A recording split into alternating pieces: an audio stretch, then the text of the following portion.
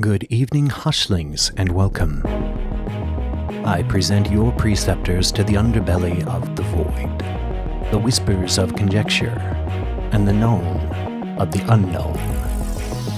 Thus begins the conclave of the Hush Hush Society. Sometimes I dream of living forever, to never die, not unless I wanted to. Actually, I dream I could just know everything, to have super intelligence, super strength for that matter, and super speed. I wish I could just be happy, all the time, eternal happiness of which sadness never comes. But then, sadly, I realize it's all impossible. But is it really? In this program, I'll be speaking to the people who think that it is possible. We will become cyborgs. Not now, of course, but in the future. And a future that might not be as far away as you think, according to them. Radical technological change is upon us. And I'll be finding out what they think the future has in store for us, human beings. The future that matters is the future of cognition, not really the future of the human race. Greetings and good evening, Hushtillians.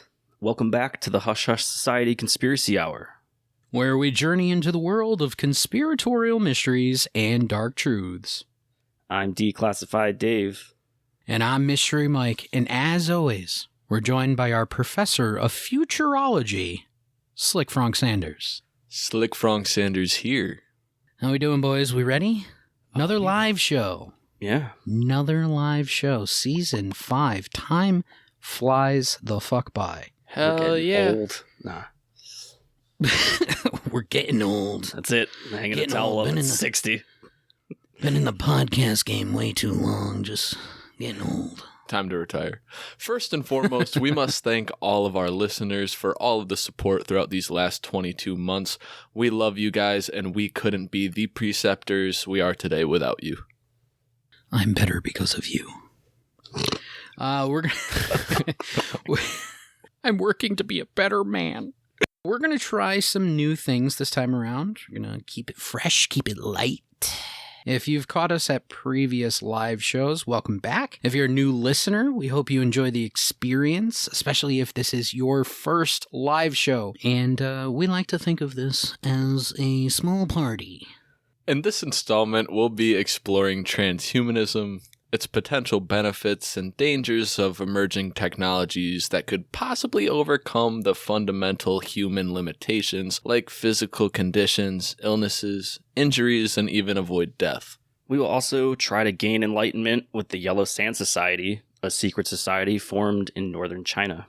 But before we hop into the gestation pod and find our inner peace, let's pay some bills and promote the hell out of ourselves.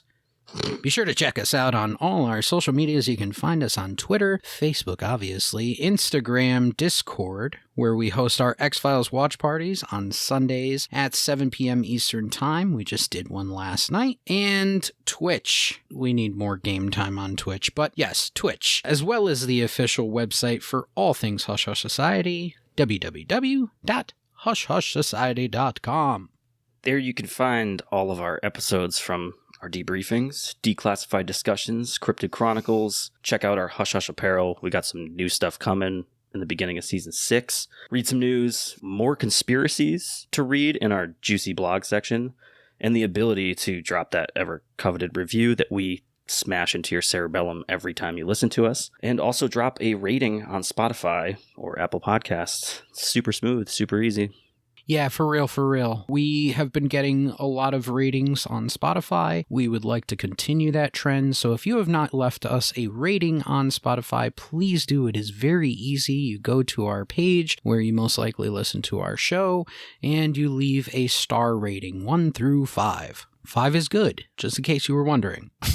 And 1 is buns. Hushlings, you can earn your cloak and become a patron today. A donation of $5 a month releases your soul as you ascend to become a true Hushling. There you'll get unlimited access to exclusive debriefings. You can get your blood pumping with the steamy cryptid erotica narrated by Mystery Mike, and monthly conspiratorial news and the Frank Factor with myself and Declassified Dave, as well as merch drops, exclusive happenings, and early debriefing release privileges. We are not a cult. We're not a cult.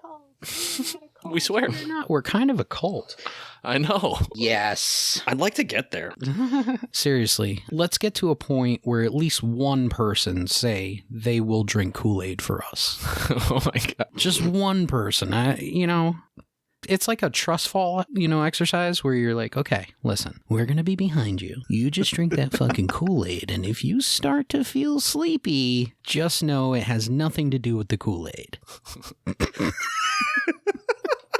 We've been feverishly working on the Patreon, and it definitely adds quite a bit of content. We have a little backlog now, so you should definitely head over and check it out. Over 30 extra episodes on there between all the segments, and you can check that out on patreon.com/Hush Hush Society. It's a good amount of content.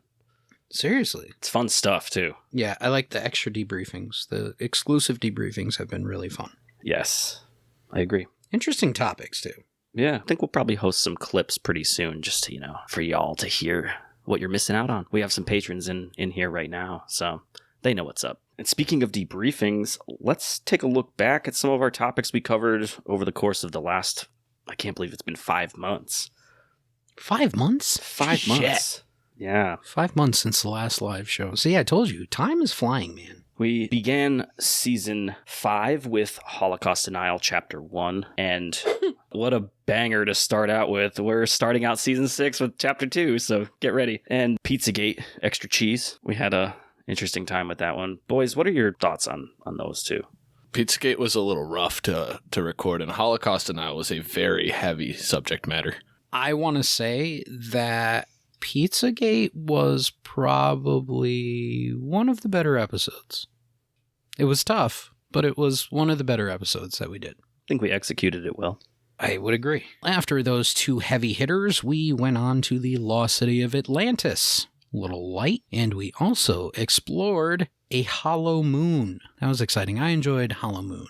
Yeah, it was a little outlandish, a little out there, but it was fun to look into. It really opened your eyes to being like, is it real? Is it real? Just like Atlantis. Atlantis has always been fascinating, so I think that was a fun one to get into. Globalist pedophiles are stealing your children out of your backyard and bringing them to Martian slave encampments on the moon. Yeah. We need that dude's phone number. We will get Alex Jones. It'll happen. One day. For episodes 5 and 6, we covered Project Bluebeam, as well as the mysterious triangles, which included the Devil's Triangle, the Alaskan Triangle, and the Bermuda Triangle. I wanted to take a moment, especially when we're bringing up the Mysterious Triangles episode. We jumped into the Alaskan Triangle, and we got an interesting email, and I'm going to read the email because it deserves to be read. And I'm going to tell you right now that I'm going to mispronounce things, and I'm terribly sorry. I'm excited for this. I had no idea. Yeah, I kept it kind of secret so you guys would be thrown off. I got to keep you on your game. Keep you on your game. Yeah. All right. So we received this email shortly after our release of Mysterious Triangles episode. Hi, my name is Tanisha, and I live in Alaska. I am Dene. Again, probably saying that wrong. And from Interior, Alaska, I just wanted to offer some feedback with the intention that it might be helpful. I'm hoping that this is simply a learning moment and not a complaint or criticism. Definitely a learning moment. We do not take things very to heart, personal, I guess. Number 1, Eskimo isn't how people identify themselves. It's mostly used by non-native people or the media.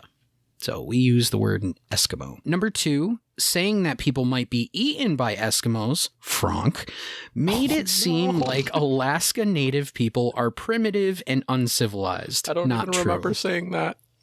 We were talking about what, you would get lost in the backwoods of Alaska. I thought we were talking about you being gutted on a vlog. That this was before. Oh. So you get lost in the Alaskan tundra, and we were like, yeah, and then you'll be eaten. And Frank was like, by Eskimos? You bigot. Barrow, which was a town in Alaska, no longer is the name of the city. They've reclaimed their name and go by, I'm not even going to try to pronounce it. I am very sorry, but I appreciate you sending it to us.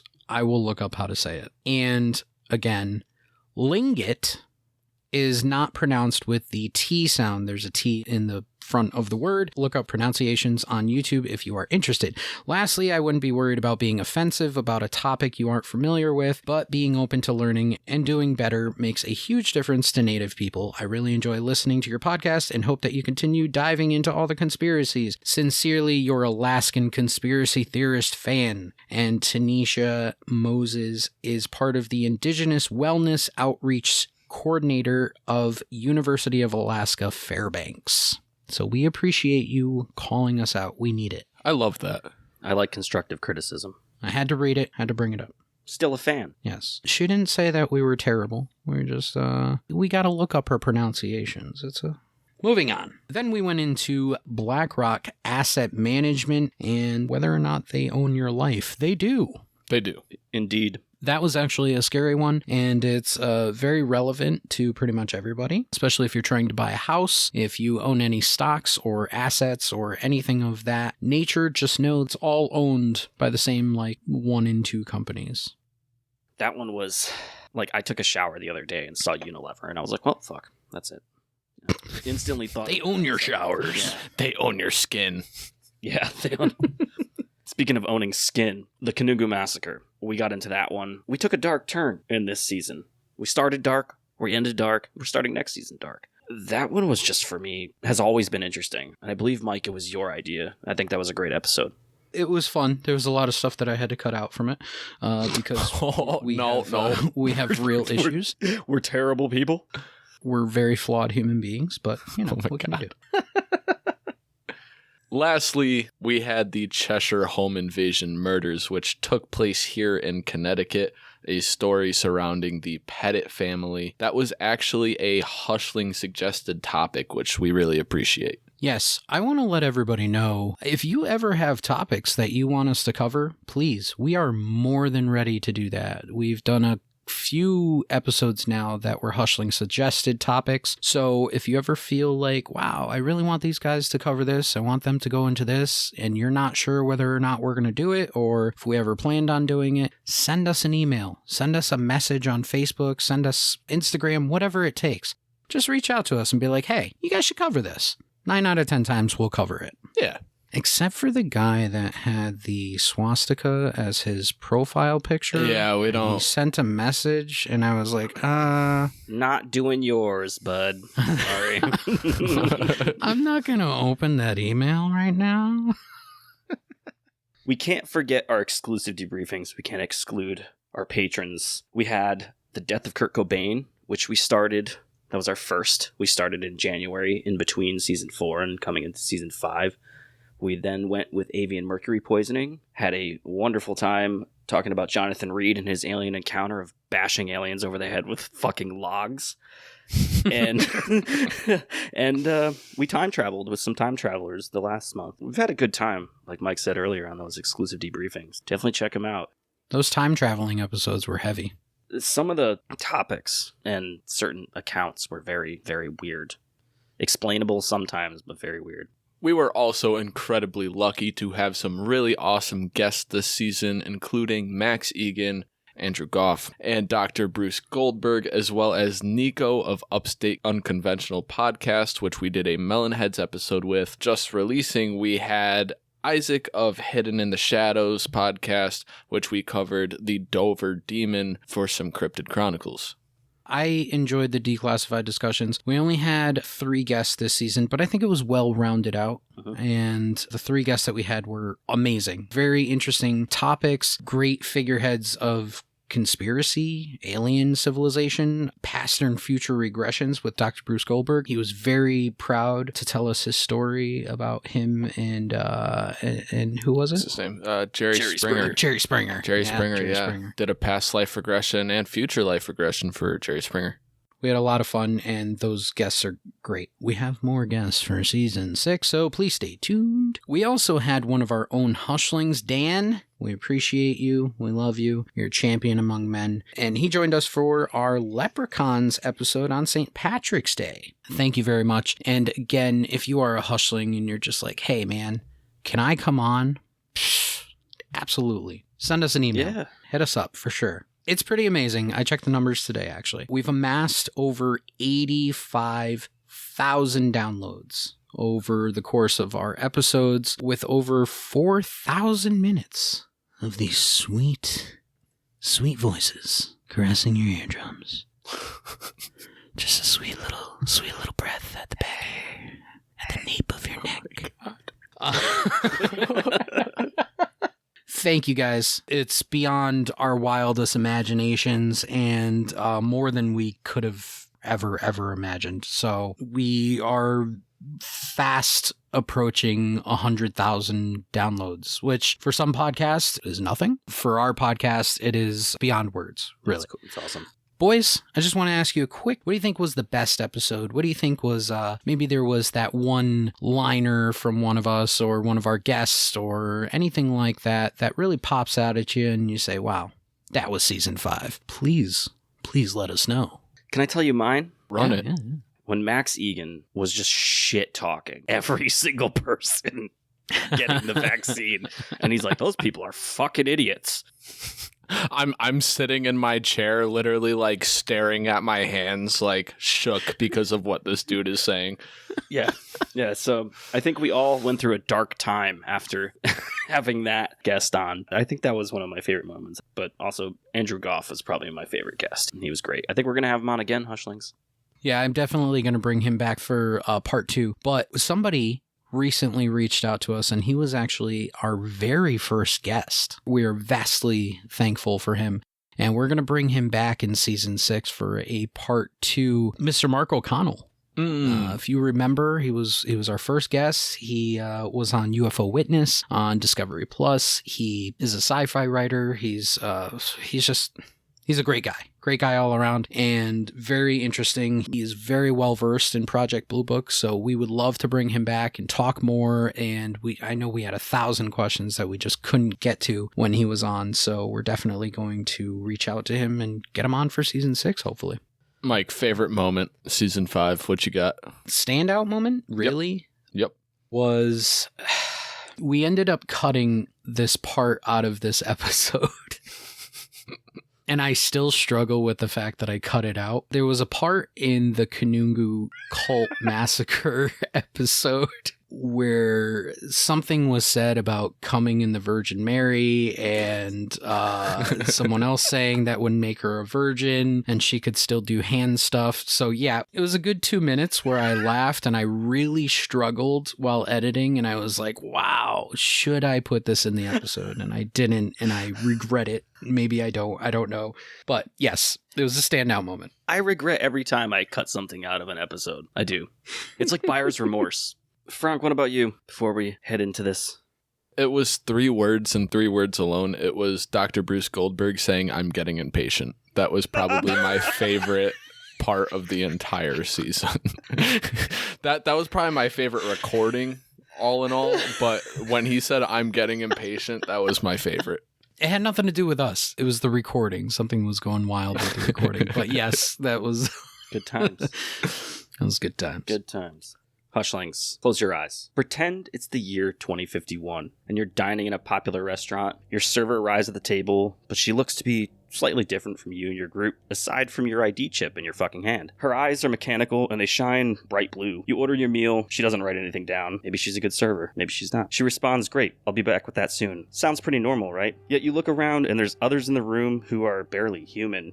Androids, cyborgs, and some who've had their consciousness uploaded in a brand new body altogether, a living, breathing, real doll in the restaurant. In the instance of our server, they suffered a traumatic injury and lost their sight. Their surgery and rehabilitation also provided her cognitive capacities a significant boost. She took your order and sent it to the kitchen in less than a second. This is the norm in your transhumanistic world. So what exactly is transhumanism? It is the belief and or theory that the human race can progress beyond its current physical and mental limitations due to the development and convergence of technologies, including nanotechnology, biotechnology, cognitive science, as well as artificial intelligence, superintelligence, 3D bioprinting, mind uploading, chemical brain preservation, biohacking, and cryonics. Lots of avenues. And for those of you with small weens, you can definitely get a new stainless steel extension. Just looking out for you guys.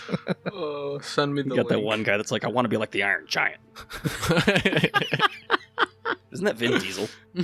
The Iron Giant? Yeah, He's no, tiny. it's Vin Diesel. What are you talking No, about? it's He's Vin like- Diesel that plays the voice. Oh. What? Yes. No. Yeah, look it up. Hushlings, please verify. Look that Pretty up. sure I it's think Vin he's- Diesel. I- In the not so distant future, possibly the 2040s, some even say the 2030s, you could earn the label of post-human being or Homo noeticus. Ooh. Interesting, right? The next evolution. Transhumanists are ultimately waiting for what's called the Singularity, which is the unstoppable progression of technological advances culminating in achieving immortality by uploading minds into AI computers or even merging with robotic technologies, creating blended beings with heightened intellectual and physical powers. Essentially, we will have control of human evolution. That's something that we definitely talked about in mind uploading. Yep. Yeah.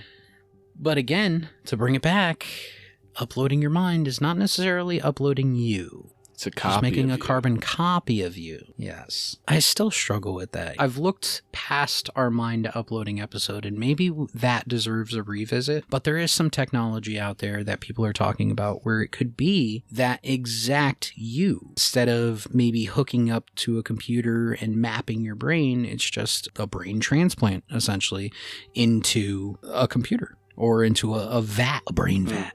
Does your body just go limp? There is no body. Yeah, but after you upload, After your brain is taken out, yeah, I think everything's limp. throw it away. Before we move on, we have to jump to the time machine and see where this all began. The first notions of transhumanism were originally proposed in 1923 by the British biologist J.B.S. Haldane in his article Daedalus, Science and the Future. He went on to say that significant advantages would come from the application of sophisticated sciences to human biology, that any such breakthrough would first look to someone as blasphemy or bullshit and, quote, indecent and unnatural, yet some people will succumb. That's really anything, though. Look at, like, the inception of something as simple as tattoos. Mm-hmm. I'm talking recently, within the past 100 years or so. Sailors during the World Wars getting tattoos across seas, and anybody who has tattoos is a sailor or a hooker. But they're so commonplace now. Even Japan, they had this strict thing about no tattoos in their public places because they attributed them to gangs, the Yakuza. And now they're starting to kind of tip the scale in the ways of acceptance. So I think it's just human nature to look at something that is not the norm and say, what the hell are you guys doing? What's in your brain? Like, what are you thinking doing this to your body or doing this to yourself? And that takes getting used to, just like with anything. Us becoming more machine, I think, is also one of those things. It's definitely going to be one of those things. In 1957, a biologist named Julius Huxley was the first to coin the term transhumanism in his written work that was actually titled the same, and he detailed how a human being could remain human while transcending beyond the biological boundaries of human physicality and nature. You know, even Da Vinci invented a robotic knight. That dude was ahead of his time, man. Way ahead. For real. There's some people in history that you can go, yeah, that motherfucker was an alien. He's one of them. Yeah, for sure. I think so. Nikola Tesla. Tesla, yeah. From Venus. Ronald Reagan. Many additional followers of the concept emerged, and transhumanists began meeting in the early 1980s at the University of California at Los Angeles. Since then, it's evolved into a worldwide transhumanist movement. As a result of the 1980s, Los Angeles became the center for transhumanistic thought. That makes sense. You have that whole vibe of the 80s, you know. Future! The future, yeah. In the 80s, everybody believed that the 2020s or even like 2017, that we were going to have floating cars, like Fifth Element. What, didn't that take place like 2017 or 2019 or something like that? We've let down all these 80s and 90s movies. Yeah. If you're a real cool person, you're driving a piece of junk from the early 90s. Nobody wants floating cars. I saw somebody get into an Uber and there was no driver. Like a Tesla? Yeah, it was a Tesla. Oof. See, like, I thought that wasn't a thing. I thought there had to be a driver and they had to, like, put their hands to the wheel every so often in the autonomous mode, but maybe they're doing away with that. Might have been Lyft. Do you ever notice that Elon Musk will say AI is a very dangerous thing and it's eventually going to take us over? And he really, like, warns about AI, but at the same time he turns around and he's like, let's put this chip into your fucking brain and see what happens. Dude, he's a supervillain, I'm telling you. Like, guy's awesome, but he's a supervillain. He's like Groot. Yeah. Steal the moon. Transhumanism was further evolved by thinkers like FM 2030 or Freudian M. Esfandiari, Yeah. who changed his name. I would imagine he did. And he goes on to state he needed to break free from the widespread practice of naming conventions, which he saw as rooted in a collectivist mentality and only existing as a relic of humankind's tribalistic past. Yeah, so you went on to change your name to something fucking ridiculous. That's like Elon Musk's kid, though. Yeah. It's a math equation. I heard him say it. Isn't his name like Alex or something? I swear Elon was like, oh, you're talking about my son, Alex? Maybe that's just what they call him. Oh, like FM-2030? Yeah, nicknamed Alex. Because it's just easier. Transhumanism is primarily split between supporters of two visions, one being technology and genetic advancements which will result in dramatically upgraded humans or a different species altogether, the other being a greater than human machine intelligence arises. Supporters believe in some potential benefits, but there are some who are very concerned about some of the substantial risks of these emerging technologies. Let's take a look at some of the benefits of transhumanism, shall we? We shall. Yeah. It aims to reduce the effects of disability or physical ailments by providing seamlessly integrated enhancements that last. Bigger wang. Yep, that have longevity. The only benefit. An example of this would be the mechanical eye that's in our server from the beginning's face, stuck in her socket. It's connected to her optic nerve. There's a chip somewhere in her brain that connects, giving her pretty much full sight and overclocking. There's also cochlear implants, which help the hearing impaired hear, and those have been around, at least since I was a little kid. I used to play soccer with a kid who had 2 of them, so those have definitely been around since the early 90s, late 80s for sure. Wait, you played soccer with a kid that had a cock implant? No. Cochlear Oh, implants. the ear thing. Yeah, Yeah, okay, yeah. Gotcha. Deaf side Gotcha. Sorry, I heard wrong. We played naked. It's how we did it. Oh my god. Oh, God. Jesus. Did they serve pizza? It would be hot dogs, remember, hot dogs. Oh, yeah. $160,000 worth of hot dogs. For example, MIT is working on creating actual limbs or organs with synthetic tissue growth, literally regrowing people. UCLA, with major prosthetic research and advancements, as well as some of these high-tech prosthetic limbs, are incredible. Some are connected to the patient's brain, and they can move the fingers almost naturally. See, that's what I always wondered about, is how you connect that brain to the actual movement of the limb. Because that's a difficult thing to do. It's not fully instantaneous, I think, depending on probably how much money you have. There's a little lag. You can probably get better upgrades. Is it based on your internet service? It could be. Could be a credit system on your internet service.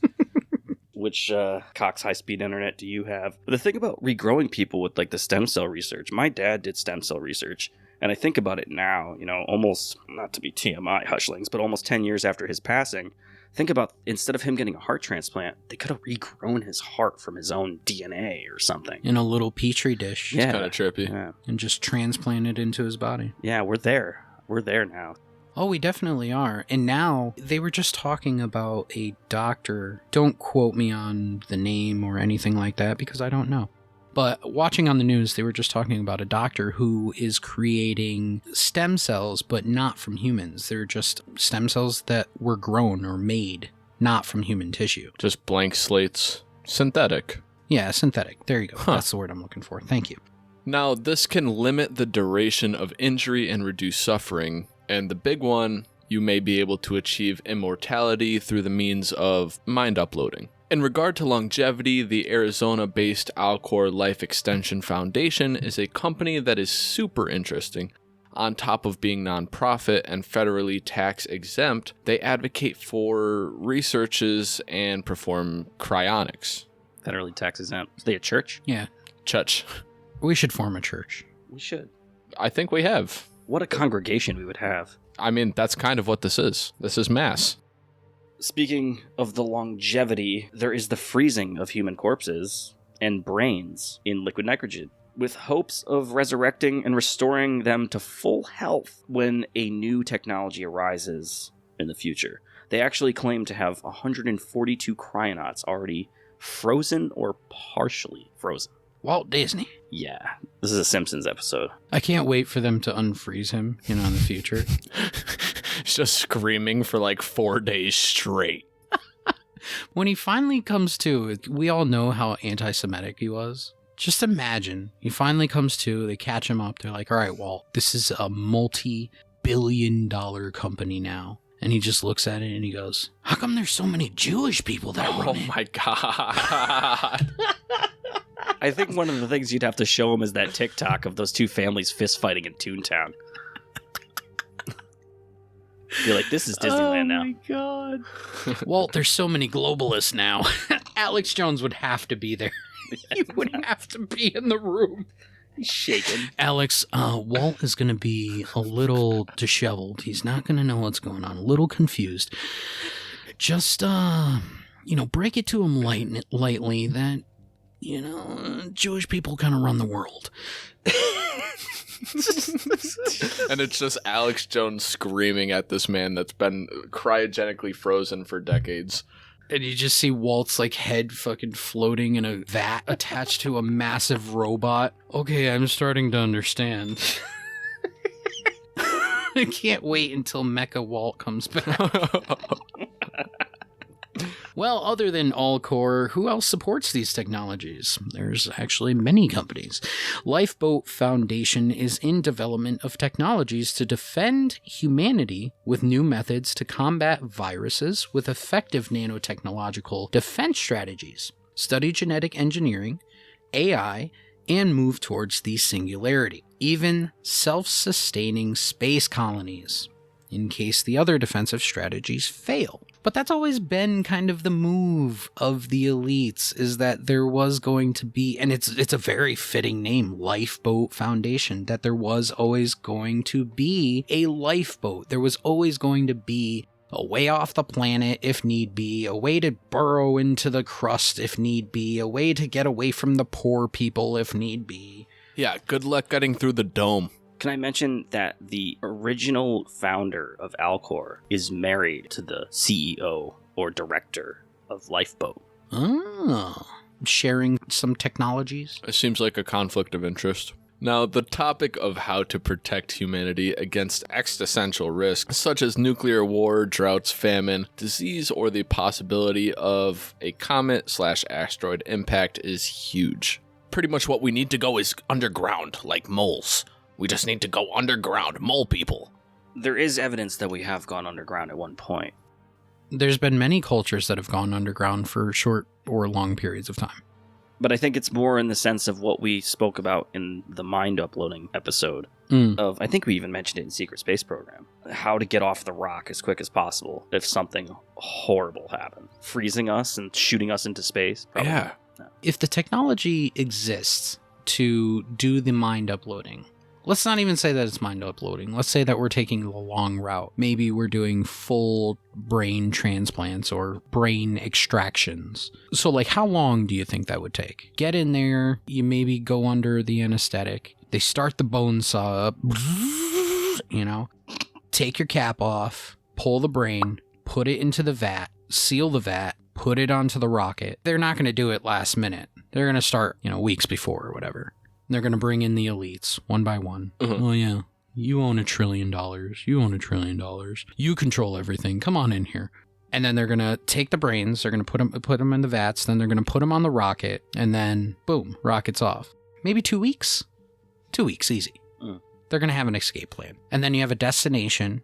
into a intergalactic GPS. Okay, we're going to Alpha Centauri. We're going to find a habitable planet there. That's where the rocket's going to land. And then this AI robot is going to pop out and build you guys. That's the way it's going to be.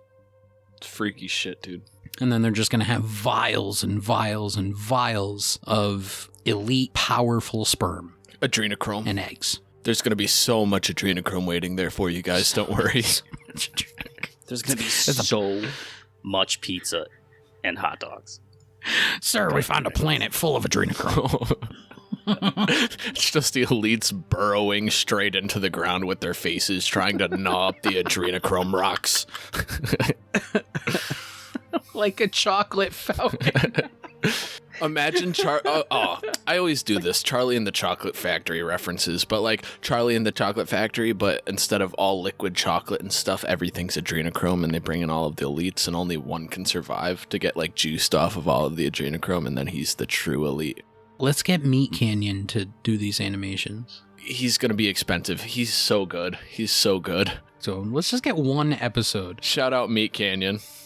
One good Hush Hush episode entirely, and it doesn't even have to be the whole episode, just like a good maybe 5-minute portion. I'm gonna reach out to him. I'll see how much it's gonna cost. See how much it is. I will. We'll I'll start try. a Hushling fund. All right, Hushlings, we're gonna start a GoFundMe. Look up Meat Canyon so that you know what you're getting into. Yeah. Meat Canyon is gonna animate 5 minutes of our show, the wildest 5 minutes that we can find. It's probably gonna cost us 10 grand. No, maybe a few thousand tops. Few thousand? A few thousand.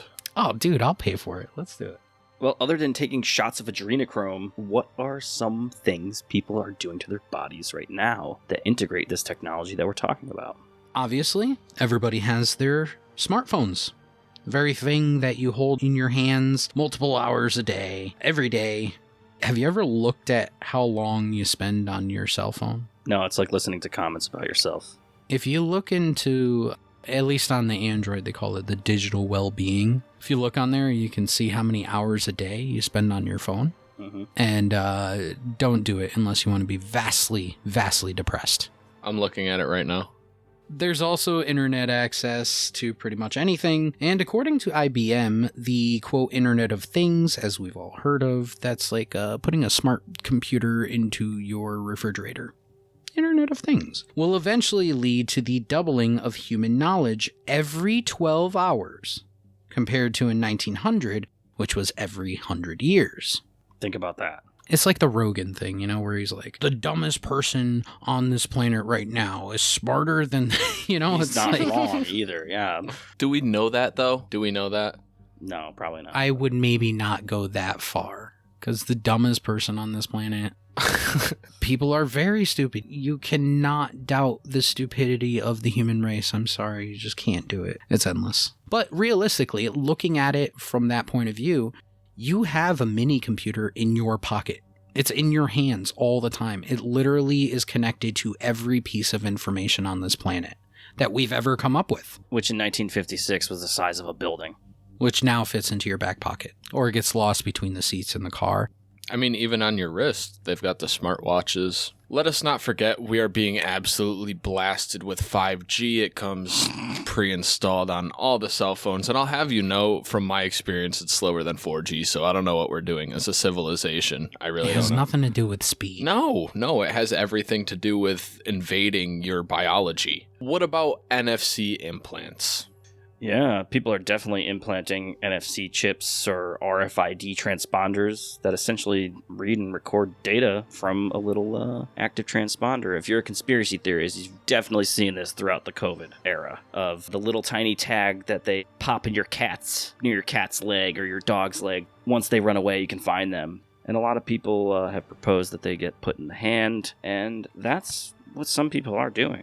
NFC chips, what is it, near field communication? There was a company, I believe in Sweden, where all the employees were getting NFC chips embedded under their skin that would allow them into certain parts of the building, kind of like a work ID. But yeah, no, fuck that.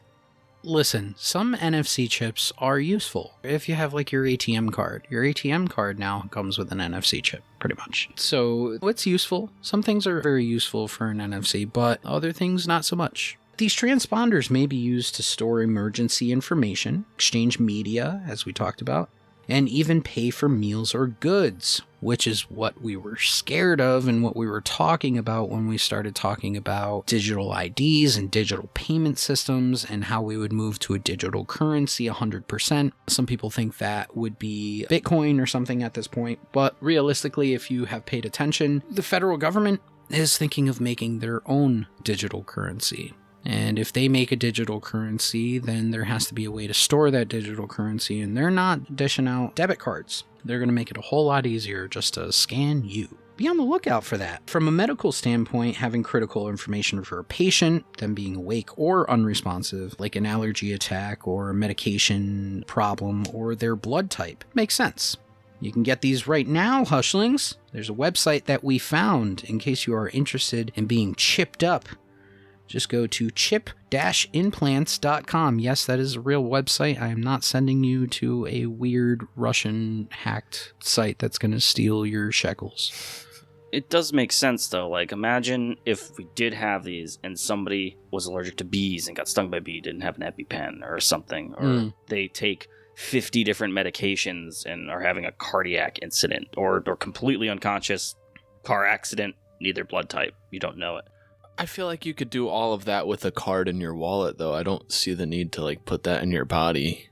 You could, but at the same time, just looking at something simple like a diabetic. Like right now, if you look at type 1 diabetic or type 2 diabetic even, they offer like bracelets. You can get like a type 1 bracelet. So if you ever go into a shock or anything like that related to your diabetes, the EMS can come up and see, okay, he has this bracelet, but you have to get those through the state, and insurance will help you get those. And those are like legal things. Whereas like if you went and got tattooed on your body, I'm a type 1 diabetic, or if you had a DNR, do not resuscitate. If you had that tattooed on your body, guess what? They don't follow that because it's not in the paperwork. If they don't have that backup document, they're not taking your word for it. They're not going to say, oh, this guy has tattooed diabetic type 1 on him or DNR on him. They're not going to follow that procedure. It's the same thing with maybe a card or maybe some sort of placard that you may have with you. They may look at it and say, yeah, it says this, it says that, but it would be through the state, it would be through a hospital. Yeah, it could be a good thing. But as we move away from documents as a whole, as we move away from like a paper trail with these things, then more and more we move towards that digital age where they're going to start using these chips and they're going to start saying, okay, your child has type 1 diabetes. Just found out your 7-year-old child has type 1 diabetes. We're going to set up an insulin plan and all this other stuff. But in the meantime, here we're going to inject this RFID chip right in the back of her neck.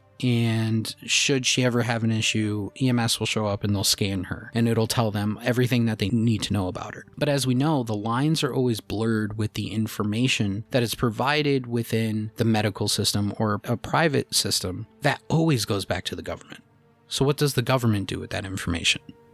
It's a slippery slope. Yes, you say that it can be used for the greater good, which most things can. A lot of these technologies and a lot of these things can. Can you go up to a paraplegic and say, look, we're going to give you new limbs? And they're going to jump at that fucking fact. Yeah, of course. Robotic AI hooks up to your brain, is instantaneous, no lag. You're going to feel like you have limbs. We'll put this sleeve over it so it feels like skin and it looks like skin. And people would jump at the fact of that. For sure. I mean, not literally jump. They wouldn't literally jump at the fact. And that's the show, Hushlings. Thanks for... Yeah, that's it. We're cutting it. Snip, snip. Even before we move on, like with the insulin, maybe these chips could actually read your insulin levels without having to stab yourself. I know they have these new things that you can put in your arm, but I'm pretty sure, I might be wrong, it still has a puncture point. It does. Into the body. Yeah, a small one, but it does. It would have to be. Unless you started getting into maybe nanotech. Up in your veins, yeah.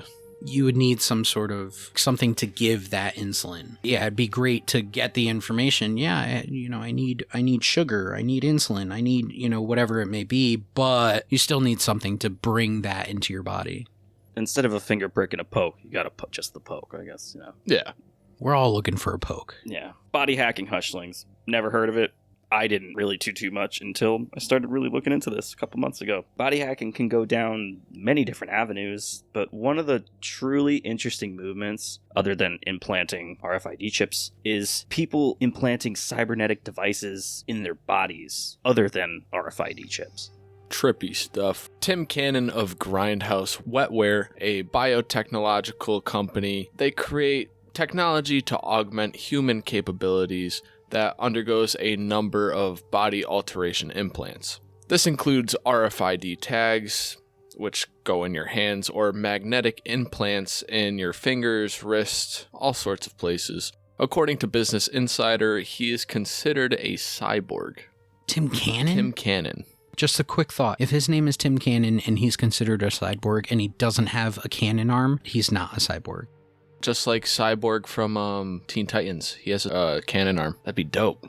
This guy, Tim, he has all these implants. So he has the RFID tag in his hand.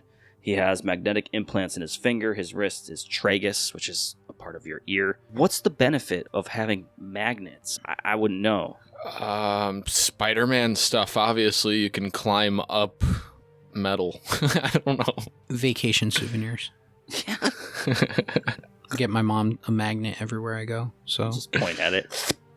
imagine if my mom had magnets on her body, then I could just be like, hey mom, I got you this magnet from Cape Cod. And just stick it. And just slap it on her shoulder and be like, you hold on to that. This one's not for the fridge. It's for you. Like bumper stickers for your being. There's obviously legal and ethical constraints on the sort of surgery that may be performed on people. And the majority of these alterations cannot be performed by doctors because they're not medically viable. Instead, they're performed by body modification professionals or a guy in the alleyway known as a do-it-yourself doctor. There's going to be like black market transhumanistic, hey, get this weird body modification without paying the costs. At least with fractions of the costs. Because I think that's what people are most worried about is if we do have this technology come out. The main reason why there's do-it-yourselfers is because, obviously, what Mike just said, you have these people that are selling this stuff, that are creating it, that are selling it at fractions, like $200, $300, as opposed to hundreds of thousands of dollars.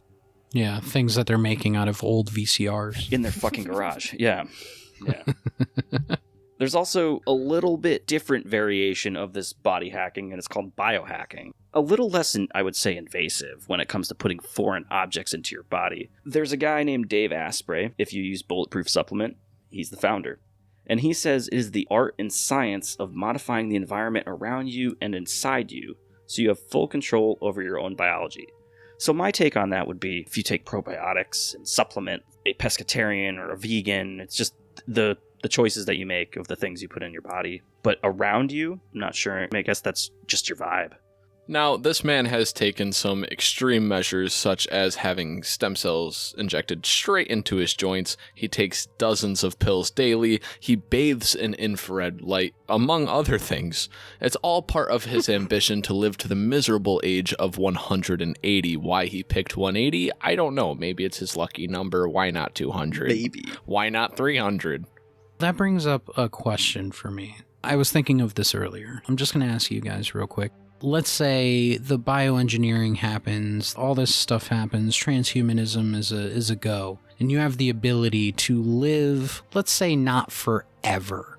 Let's say 500 years. You could live 500 years, and then maybe you can re-up at the end and just keep going. But we'll start off with the 500, okay? You have the opportunity to live to be 500 years old. You will retain all your memories, you'll retain everything that is you, you will still be you, but you'll be in a mechanical body for the most part. You'd have to go through maybe some operations to get a mechanical liver, mechanical stomach, mechanical heart, whatever it may be. A bunch of chips put into you, maybe replace your skin with titanium. Bronk can make it for you. What say you? You're going to live for the next 500 years. You want to go through the process and see what's what. What do you think, Dave? Here's the thing. Physical body starts to look like crap. No offense to anybody that's listening. It starts to look like crap probably around your like 70s, 60s, 70s. If you degrade slower because of the technology that we have to make us healthier and live longer and alter human beings a little bit, But that's what I'm saying. Your body is not there anymore. Like, let's say you're going full transhumanism route. Parts of your body are replaced with metal. I mean, there's nothing organic left about you except for your brain and your central nervous system. This is where you get the separatism of it, and the elites would have this technology, and all of us peons and peasants, flesh bodies would die. All that aside, let's say it's available to anybody that wants Food's it. no longer an issue. Pollution's no longer an issue. We're underground. We're in space. No disease. Yeah. Let's do it. You still have to work because they'll make it so that your battery needs to be recharged. Retirement age is 467 or something like that. And Gotcha. Dave, you turn into a robot? You getting robot on? Yeah. Yeah. All right. Frank? Morally, I feel like that's wrong. I'm going to say no. I feel like that would take away the importance and meaningfulness of small and very special moments in life. I feel like that would be bad. Weak. I don't want to see 500 years from now. I feel like it's going to be But what bad. if everyone else in your family and friends are around you for those 500 What if years? they're not? What if all of them opt out and you're just it's too late. It's too late. You already signed your contract. You already have your robot brain. You're already in your robot body. Working for Elon Musk. In a Tesla plant for 500 years. Like, imagine that. You've now turned into a Tesla welding machine. They bolt you in at the beginning of every one of your 45-hour shifts and you can't leave. That's all you do. You just move your little arm back and forth. You talk to the guy across the lawn. Hey, Bob, what's going on, man? Oh, another day at the Tesla factory. Elon's the greatest, isn't he? Yeah, great guy. So smart. So revolutionary. So smart. Glad I got this job. Elon didn't take the robot. He's just whatever the guy is from Power Rangers in the giant cylinder. Get back to work. Just a floating head. Moving on, more of these bio-transhumanist engineering people. We have Josiah Zaneer, who worked on Martian colony habitat design at NASA Ames Space Synthetic Biology Research Center. That's a mouthful. What a mouthful. For 2 years he worked there. He has a strong interest in CRISPR, which is the DNA editing technology, which stands for Clustered Regularly Interspaced Short Palindromic Repeats. Another mouthful. In a nutshell, it's a group of DNA sequences which present in the genomes of organisms like bacteria. Essentially, you're injecting yourself with bacteria, which then go on to change your DNA. Elon Musk's Neurolink Corporation is also in the mix. It is a neurotechnology firm that creates implanted brain-machine interfaces. Its objective is to create a brain-computer interface that will allow humans to wirelessly transmit and receive information between their brain and a computer. This is where our server from the beginning comes into play. Didn't we cover that Elon Musk back in 2018 in one of our Frank Factors? They had like 23 chimpanzees and 18 of them had like their brains explode. Yeah, it's fine though. It's fine. It's good. Yeah. It's fine. Samsung Galaxy S7s used to blow up on airplanes. That doesn't happen anymore. You just got to give it a couple of years. Now immortality sounds like a great thing, but imagine all of this being in the wrong hands, or it coming out of control. See, that's what I worry about. It's always going to end up in the wrong hands. Anything technologically based that will advance the human race is always going to end up in the wrong hands. It's always going to be shit. It always does. I mean, it happens. It's always going to be rich people that have it. Yeah, that's cool. Like, it'd be nice to get the new DeLorean, but I know I'm not going to afford it. Come on. Definitely not. Big companies like Meta, Google, and even the fictional Skynet seem to fit the bill of this technology getting into the wrong hands. Google Research is one of the most advanced programs in which machines and computers learn, communicate, and more importantly, combine data autonomously. Google and Facebook are some serious players. Yeah. And interestingly enough, Facebook and DARPA, if you don't know what DARPA is, Hushlings, it's Defense Advanced Research Projects Agency, it's a government agency, are working on both wearable and implantable brain-machine interfaces, or BMIs, and these technologies will drastically affect how we even communicate with each other. Are we talking like you could possibly just, instead of talking, you just telekinetically... Just look at each other. Yeah, just look at each other. send an email through your brain. Can you imagine getting shit emails? Spam. Spam all the time. Yeah, damn. Mark Zuckerberg has described the following scenario, and he goes on to say, because he's a fucking robot himself, today, when we share our vacation experiences, we upload photos and videos. With BMIs, or the brain-machine interfaces, I can share my full sensory and emotional... He really said emotional. You know that man has no emotion. No. Sweet Baby Ray's makes him emotional. He loves that shit. Put that shit on everything. I can share my full sensory and emotional vacation experience with my friends and family. That dude is not human. What friends and family? Yeah, what friends and family? Those robots that you built? Jesus.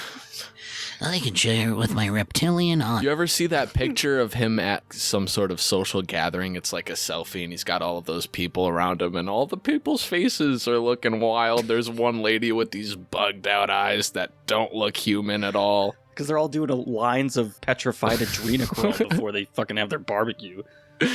Oh, man. Now, there's an issue with BMIs, and that is hackers or viruses. With a PC, you may lose your data or the use of the device. The costs of having an implanted BCI hacked are much, much greater. If a malicious actor were to gain access to a user's BCI, it could lead to paralyzation, severe brain damage, or even potentially a loss of life. Yeah, that freaks me out. Yeah. Somebody hacks your body and kills you. Yeah. There would be murder everywhere every day. I mean, not that there isn't already, but on a much greater scale. So when they're talking about malicious actors, they're not talking about like Kevin Spacey or... No. Definitely not George Clooney or anything like that.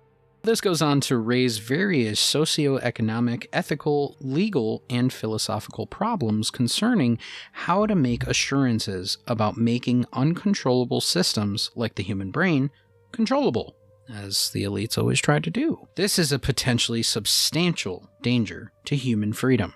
Yeah. Absolutely. It sounds very dystopian, in my opinion. It kind of reminds me of Blade Runner, when their lives were numb with the AI, and in the movie Gattaca, social status was completely determined by genetics. If you had glasses, you were fucked. Completely, that's it. You're out of the picture. And then in the grand scale of things, you have AI takeover, or cyborg takeover within iRobot, or in Terminator with the T-1000, 3000s, and even Marcus Wright was at Salvation. I think it was Terminator Salvation. Nobody watched that one. He didn't even know he was a cyborg until he saw himself in a mirror or saw his skin blown off, and he was like, "Oh, bro. Jesus Christ." Listen. Tell me how freaked out you are if one day all of a sudden you busted your ass, you fell down the stairs or something, or you fell off a skateboard and you just got rashed, and you just look underneath your skin and there's just metal. I'm probably going to start chipping away even more. I got to see where it all is. I'm peeling off my skin. It's one of those things where you look in the mirror and you start tearing your face away just cuz. Yep. Oh my God. I'm taking a razor blade to my face. That's almost as enjoyable as getting eaten by wolves. Yeah. Are we talking about weaponizing this technology? Obviously, always, as we talk about DARPA.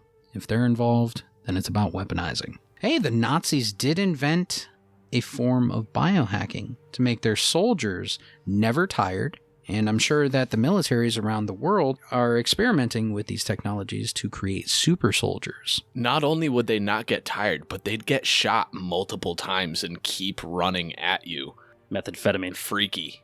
Meth. What a drug. Meth. It's all meth. Meth will make you a super soldier. Of course, with anything else, there is criticism. Some believe the likelihood of transhumanist goals being achieved is not feasible, while others strongly object to the moral principles, which I understand, or worldviews sustaining transhumanist proposals.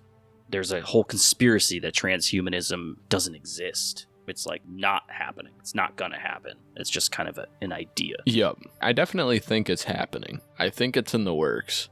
Francis Fukuyama, who is a political scientist and most known for his novel The End of History and the Last Man, said that this is the most dangerous idea. So he's a hater. The most dangerous idea? Really? I don't know if it's the most dangerous idea. Environmental ethicist Bill McKeebian argues against several of the technologies advocated by transhumanists in his 2003 book titled Enough: Staying Human in an Engineered Age. I don't like that book name. Sounds like a book from like Hobby Lobby. It's very inspirational. It's like enough, and then it's like hyphen, staying human in an engineered age. It should be like enough with an exclamation point. That would get you. Yeah, that would make more sense. This included germinal choice technology, nanomedicine, and life extension tactics. He says that tampering with essential components of oneself or their offspring in an attempt to escape universal human limitations such as aging, fragility, maximum lifespan, and biological restraints on physical and cognitive level is ethically wrong. Bill, you sound like a wet sock. Boring. I agree. Yeah, just like Frank. Boring. I agree. I do. I'll get my robot legs, but I don't want to live to 180, you know? I'll get metal legs to make my 60s comfortable, but beyond that, I'm good. I'm going the full tilt. Give me 1500. 1500 or bust. The history of eugenics, social Darwinism, and master race beliefs foreshadowing of eugenics wars as the worst case scenario, which we saw in World War II. Quickly, you might ask yourself, what is eugenics? That is the study of how to arrange reproduction with a human population to increase the occurrence of heritable characteristics regarding as how we described. Oh, the Nazis wanted blonde hair, blue eyes, so you team up a blonde hair, blue eye young boy in the service of the SS with a young Fräulein of blonde hair, blue eyes, and then you get blonde hair, blue eyes. Or they just do it in test tubes, because they definitely were trying that shit in World War II. Oh, for sure. This one was very interesting. Proponents against this say that it could create a forceful state-sponsored genetic discrimination of human rights, and that would lead to involuntary sterilizations, those with genetic flaws, murdering of the sick, and especially segregation and extermination of races considered as inferior, which is exactly what the Nazis did. There was a very interesting video that I watched on transhumanism. They were talking about that there would be a large disparaging gap, even more than exists now, between the rich and the poor. Because obviously something like getting those robot legs would cost $1 million. And, you know, that further propels the elite into more of an elite status and sets up those poor people to not get the same treatment. They're not going to get those robot parts. They're not going to get those mechanical hearts that could save them. They're, you know, because they can't afford it. So when you're introducing the idea of transhumanism as a whole, you're also introducing the idea that this is not going to be something that is going to be available to the average person. It's just not. Dave mentioned it. I've mentioned it. We've mentioned it a lot through talking about this, is that it's not going to be one of those insurance covered things. It's not going to be one of those things that you're going to be able to go into your bank account and say, okay, I can drop $50,000 on a new mechanical eye. Another post on Reddit goes on to say, lastly, what about the machines? AI rights? What if we fail to realize hypothetical AI could become self-aware and revolt because of abuse and mistreatment of the creatures in question? That's a big one. That is a big one, because you have to kind of rewrite almost every law. Mm-hmm. Those laws apply to humans. That doesn't include AI. It doesn't include the rights of robotic people or robotic entities. It's true. The idea of creating a thinking mind and then enslaving it without it ever retaliating is like outlandish. It's nature for it to retaliate. But most people accept that without question, assuming since it's a machine, it's not like me, therefore it can't have the same rights as me, which just like isn't the case. All right, boys, let's get into our final thoughts about transhumanism in this first half of the show. David? Realistically, transhumanism, in my mind, is inevitable. It's going to happen. We're dipping our toes in it already. And most of some of the crazy shit will probably surface in our lifetime. I think that there's definitely real benefits to our civilization, medically, as we said. But I do feel low-key that we are going to be in that dystopian type of reality, or the beginning stages of it. And I really think that we probably should be really careful of what we're doing, especially when it comes to AI and genome therapy, the ethics of biohacking that and changing every aspect. There's some ethics and morals in my mind, but it's inevitable. I also think that it is inevitable, but I am worried about the gap between the elite and the poor. It's already massive as it is now, so imagine you're now giving the ability to live forever or to live in an extended lifetime or to have yet another advantage, this time physical or biological, to people that already have an advantage and are already in charge of everything, and you're just giving them that next step. I don't think that bionics or anything of that sort is going to be something that's going to be readily available to anyone. That's my biggest concern, is that we're just handing more power to those who can afford it. Frank, final thoughts on transhumanism? Now, I've got the pros and the cons. The pros obviously being, I think that people that have conditions and ailments that require some sort of transhumanistic solution should be entitled to that. I think they should be able to afford it, even disregarding the class gap, even if they can't afford it, almost like universal healthcare. They should be able to have that, and it probably won't be the case. In regards to extending your lifetime with mechanical organs or things of that nature, I don't agree with that. I don't think people should be living to 200 years old. I think that's unnatural. I don't think that should be a thing. And lastly, thinking a little bit outside of the box, we are covering this topic as a theory, and it's public knowledge at this point that this stuff exists. Now, keep in mind that cloning was happening in the 1960s, and we still don't know exactly what's happened with that technology. So this information is publicly available. We're saying, hypothetically, what if you could get a mechanical liver and solve your liver cancer or your liver failure or your pancreatic cancer, whatever. So who's to say that the elites in charge aren't already transhumanistic? What if they are already living extended periods of time into their lives because of this technology, even though it's not publicly ready? I think that might be a possibility. You look at some of these people and they look so old that it looks like you just dug them up out of a cemetery and like put makeup on them. They look dead, but they're obviously still living. So who's to say this isn't already going down, right? All right, Hushlings, those were the final thoughts of transhumanism. We got through the first half of the show, maybe a little more. Hushlings will return after this short message. Greetings, Hushlings. Your boys are back for a 6th season. In this premiere installment, we reopen the history books of Holocaust denial. We'll recap Chapter 1 and then explore some of the facts of the Holocaust itself, the Nazis' rise to power, the psychology it took to become a Nazi sympathizer. We mention some of the terrifying leaders of the party, Adolf Hitler and Heinrich Himmler. Additionally, we look at the exile of the Jewish people throughout history, the conditions and treatment of Europeans, from the ghettos to the systematic movement to camps, and ultimately the death tolls themselves. As always, we'll have counter-arguments and some Reddit conspiracies. Join the Hush Hush Society Conspiracy Hour on Monday, June 27th, the premiere of Season 6, for Debriefing 51, Holocaust Denial, Chapter 2.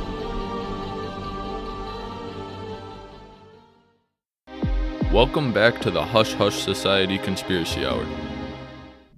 Hushlings, put your tray tables up in the upright position and stow your bags. Hush Hush Airlines is about to take off en route to China. During the 19th and 20th centuries, the Yellow Sand, or Way, W-A-Y, society was a rural secret society and folk religious cult, originating and flourishing in Guan County, Shandong Province, around 300 miles south of Beijing, China. It was founded on millenniarism, which is the doctrine or belief in a imminent 1,000-year age of blessedness, beginning with or culminating in the second coming of Christ. It always comes down to Christ. Every time with these secret societies, these cults. How much of an in do you think that you have with Jesus? that you and your buddies are going to be the only ones that are saved. You're going to be the only ones that know that this is happening and that you're just special that way. Furthermore, typically one of them has the balls to stand up to the group and be like, yeah, I'm talking to this guy myself and none of you can. Or I am that guy. I saw in a dream last night after I took that nice little hint. Good old Marshall. The second coming of Christ seems to be a theme with some cults in society. The group also adheres to spiritual and romanticized monarchist concepts. Its members learned enchantments and believed that by using magic, it actually made them immune to bullets. See, I can get down with that. I'd join a cult if I could be immune to bullets. By the way, Hushlings, if you join our cult, you won't be immune to bullets. And you won't, but you won't have to pay taxes. This is true. This is true. Tax-free? Non-profit, except for your profits. We want your profits. Though the Yellow Sands were most likely already in operation in the late Qing Empire in the 1600s, though that remains unclear. Their main driving force was to restore the Ming Dynasty from 1366 to around 1644, very old, and often expressing this in the slogan, "Oppose the Qing, restore the Ming." It's got a ring. Damn. On that Dr. Seuss junk. Another anti-Semite. The Ming Dynasty's rule, in which they were trying to restore, represented an idolized period, and it was commonly assumed that a Ming restoration would result in a reign of pleasure and justice for everyone under a good sovereign. The movement may have originated in response to the steady fall of the Chinese government and the growth of banditry and disorder. Dude, I so want to be a bandit. But you have to do horrible things to be a bandit. Like, why? Why does it have to be like that? No, but look at the definition of banditry. I mean, you're talking about, like, you can get bad. It's like being a pirate. Or you could be good. You could be a good bandit. A good bandit? Well, Robin Hood, right? That's a good point. Maybe you are a terrible person if you're a bandit. Robin Hood is the Jesus Christ of bandits. Yeah. Now, it's said that peasants in the eastern Henan province organized and formed the Yellow Sand Society. Obviously, like Mike said, with the opposition of the Qing government in 1908. And they were allied with, get this, Hushlings, the Red Spear Society, not too different, but the Heavenly Gate Society. Mm-hmm. Clout chasers. Mm-hmm. Yeah, Mr. Applewhite. Could he maybe have plagiarized this group from China? Seems like it. Kind of a similar aspect that he was talking about. No Nike Decade. Well, the Nike Decades came from China. Ooh. It's all coming together. It's, yeah. Oh, man. It's all coming together. 3 years later, in an attempt to assist the Xinhai Revolution, they launched an open insurrection, like January 6th. They conquered and pillaged Taikang, and they were eventually defeated, but over 1,000 Yellow Sands perished in this war. Around 1919, a man calling himself Chu the Ninth, I like that, Chu the Ninth surfaced, claiming to be the 9th generation descendant of the Ming Dynasty, and crowned himself Emperor of China under the era name Great Brightness. Dude, this guy's got balls. Hell yeah. All these guys fuck. like Chu the Ninth. And badass. A local Yellow Sand teacher assisted him. The two simultaneously stated that China had to be reunified under the, quote, true dragon or legitimate emperor, and that only Yellow Sand Society members would be spared in the impending Armageddon. Their rebellion against the government lasted 3 years before being put down by Republican Army forces. There's just defeat. They also participated in the Chinese resistance against the Japanese Empire, which captured more Chinese land in the 1930s and formed one branch into People's Anti-Japanese National Salvation Self-Defense Corps. When communism finally emerged, they seized the opportunity to employ and exploit some of these secret societies. And communists grew increasingly irritated by the secret societies. Their political conservatism and reluctance to accept their communist ideals. And the CCP turned from partnering with them to undermining them and destroying them. As they would. You wouldn't want any small rebellious groups walking around and dictating people when you're the big bad communist dictator. You don't want that. They've already tried an insurrection. The movement was still active in 1980 when 3 peasants were apprehended as putative Yellow Sands. They were suspected of plotting an uprising and they allegedly resisted arrest. How fantastic. 8 police officers were hurt in the subsequent confrontation before the alleged Yellow Sands were apprehended. All were condemned to incarceration. Mike, what are your final thoughts of the Yellow Sand Society? Oh man. Not really a brief group, because they were around for a while, I guess. I don't know. Is it really like a secret society? I think the way that they came up were probably more secret than... More secretive? They were. Well, I can tell you the research on them was very secret. I couldn't find a lot. So they were super secret. To be completely honest, it feels just like more of a cult than anything. It reads like a cult. It feels like a cult. So if it's like a duck, then it must be drinking Kool-Aid. Something along those lines. Those are my final thoughts on that. I feel similar. I think it's super intriguing. They were, like I said before, they were kind of a Robin Hood-esque group that were probably just protecting their land from an oppressive government. A theme that's repeated throughout history, the Revolutionary War, Civil War, any real wars, really. I think the Enlightenment portion, I wish there was more research on the enchanting and certain things that they did to make themselves believe that they could not get shot in the fucking face. I think that's the most intriguing part for me. And then the coincidences with the impending Armageddon. Frank, give us your final thoughts.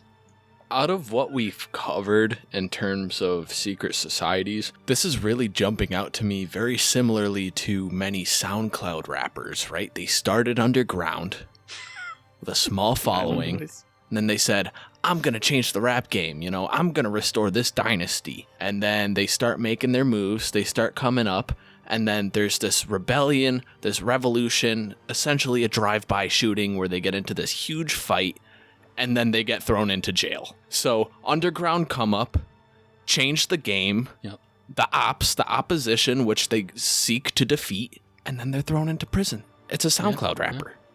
That's all I'm seeing here. I like it. That's a good look at it. That's a good look at it. Yeah. You had your reign. Your Bitcoin ran out. Exactly. Exactly. Yeah. 7 seconds of fame. Hushlings, you've heard us jabber on about this the past weeks, maybe a couple month or so now. But what is the Preceptor hot takes? Ooh, hot takes. It's getting hot. Something we decided to add funky, fresh stuff into the show. It's kind of Frank's final thought, except we, the Preceptors, school each other on stuff that we haven't told each other. So this should be really interesting. Except it's only a rigid 30 seconds, so we are timing ourselves. Yeah, rigid. Super rigid. Like Blue Chew rigid. Let's begin. All right, ready? I've got my timer out. Mike. Somebody's going to have to time for me. I got you. I don't have a timer. I got you. Yeah. No, I got a stopwatch. I keep it in my pocket all the time. Oh, that's what. Keep that glizzy glocked. Yeah. So as soon as I finish asking you this question, I'm hitting start. At 30 seconds, I'm cutting you off. Ready? Here's your topic, Mike. What's up with the Vatican? What's up with the Vatican? Let me tell you something about the Vatican. The Catholic Church went around for thousands of years, sopped up everybody's religious texts and magic and everything that exists in the world that's fun, that has nothing to do with Sky Daddy, and they hid it away so that people would only believe in Sky Daddy. With 8 seconds left, you summed it up better than I ever could in an hour. That was beautiful. Dave? Something that we've talked about and maybe the Hushlings have heard about. What the fuck is going on with all these food spots, the food processing plants, the farms, everything going up in flames and being destroyed as of late? It's really difficult. We had a conversation about this earlier, and we couldn't find anything. They just directed us to, you're a fucking conspiracy theorist. And it's very interesting because a lot of these, looking up, some of these fires or destruction of food plants all over the country, they're real. What are we covering up? We did talk about this previously, about us talking about food shortages that are coming, toilet paper shortages. But yeah, that's it. I think it's real. And yep, shut up. All right, Frank, I got one for you. Malaysia Airlines Flight H370. What happened to it?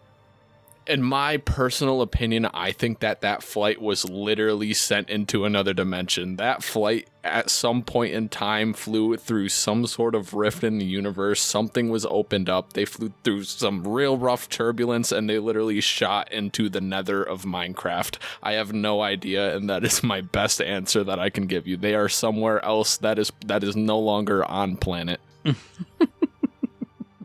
With 3.5 seconds to go. That is summed it up. That is fantastic. That was fantastic. That was great. That was a lot of fun. I think we should maybe do that on random debriefings as well. Hushlings, we'll take your questions, your ideas. Well, Hushlings, that is going to conclude our biomechanical link and our tenure with the Yellow Sand Society. Was there anything that we missed? Anything that we should have discussed? Did we unplug too early? Did we corrupt our NFC chip?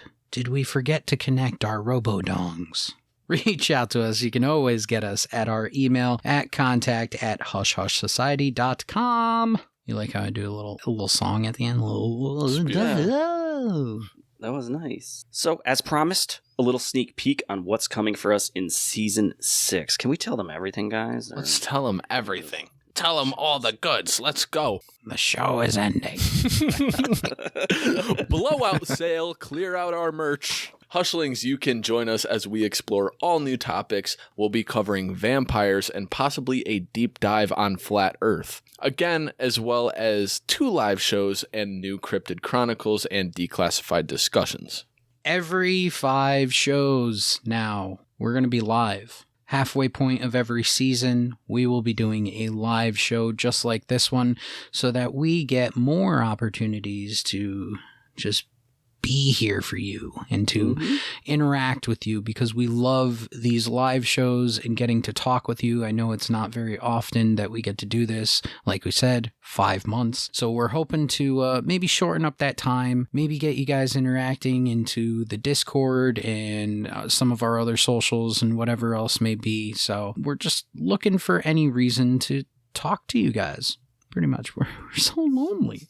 As always, we're going to encourage you to become a patron. Also, if you enjoy our show, then you will enjoy our Patreon. It does have extra segments. It does have a lot of very cool things that are a part of it. As we're figuring it out and making more and doing more and whatever else, it's only going to become better. So there's a lot of backlog there, like I said earlier in the episode. So make sure you check it out. It's $5 a month. We only have 1 tier, so it's very, very easy. Every first of the month, $5 comes out of your checking account. It goes into our checking account, and then we buy blow with it.